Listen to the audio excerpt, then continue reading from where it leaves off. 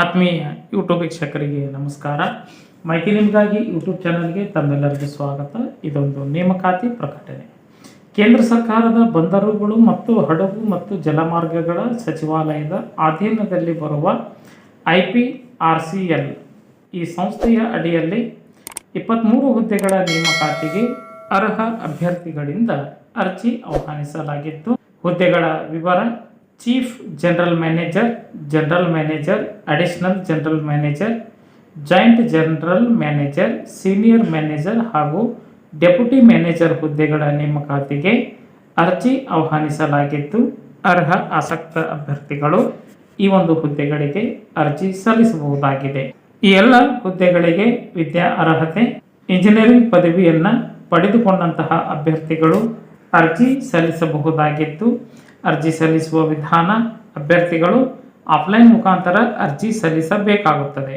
Website ವಿಳಾಸದ ಮೂಲಕ ಅರ್ಜಿ ನಮೂನೆಯನ್ನು ಡೌನ್ಲೋಡ್ ಮಾಡಿಕೊಂಡು ಅರ್ಜಿಯನ್ನು ಭರ್ತಿ ಮಾಡಿ ಅಗತ್ಯ ಇರುವ ಎಲ್ಲ ದಾಖಲೆಗಳನ್ನು ಅಂದರೆ ವಿದ್ಯಾರ್ಹತೆ, ಅನುಭವದ ಪತ್ರ, ಗುರುತಿನ ಚೀಟಿ, ಸ್ವಯಂ ದೃಢೀಕರಣ ಪತ್ರಗಳನ್ನು ಲಗತ್ತಿಸಿ ಸ್ಪೀಡ್ ಪೋಸ್ಟ್ ಅಥವಾ ನೋಂದಾಯಿತ ಅಂಚೆ ಮೂಲಕ ಅರ್ಜಿ ಸಲ್ಲಿಸಬೇಕಾಗುತ್ತದೆ. ಅರ್ಜಿ ಸಲ್ಲಿಸಲು ವಿಳಾಸ: chief general manager HR, India port rail and ropeway corporation limited, 4th floor, Nirman Bhavan, Mumbai port trust building, MP road, Mazgaon, Mumbai. Pin code ಸಂಖ್ಯೆ 400010.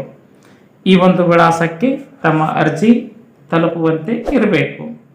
ಶೈಕ್ಷಣಿಕ ಅರ್ಹತೆ: ಹುದ್ದೆಗಳಿಗೆ ಅನುಗುಣವಾಗಿ ವಿದ್ಯಾರ್ಥಿಗಳು ಸಂಬಂಧಪಟ್ಟ ವಿಷಯದಲ್ಲಿ ತಂತ್ರಜ್ಞಾನ ಕ್ಷೇತ್ರವನ್ನು ಆಯ್ಕೆ ಮಾಡಿಕೊಂಡು BE BTech ಪದವಿಯನ್ನು ಪಡೆದುಕೊಂಡಿರಬೇಕು. ಹಣಕಾಸು ಹುದ್ದೆಗಳಿಗೆ CA HR ಹುದ್ದೆಗಳಿಗೆ ಯಾವುದೇ ಪದವಿ ಅಥವಾ ಸ್ನಾತಕೋತ್ತರ ಪದವಿಯನ್ನು ಪೂರೈಸಿದ ಅಭ್ಯರ್ಥಿಗಳು ಅರ್ಜಿ ಸಲ್ಲಿಸಬೇಕು.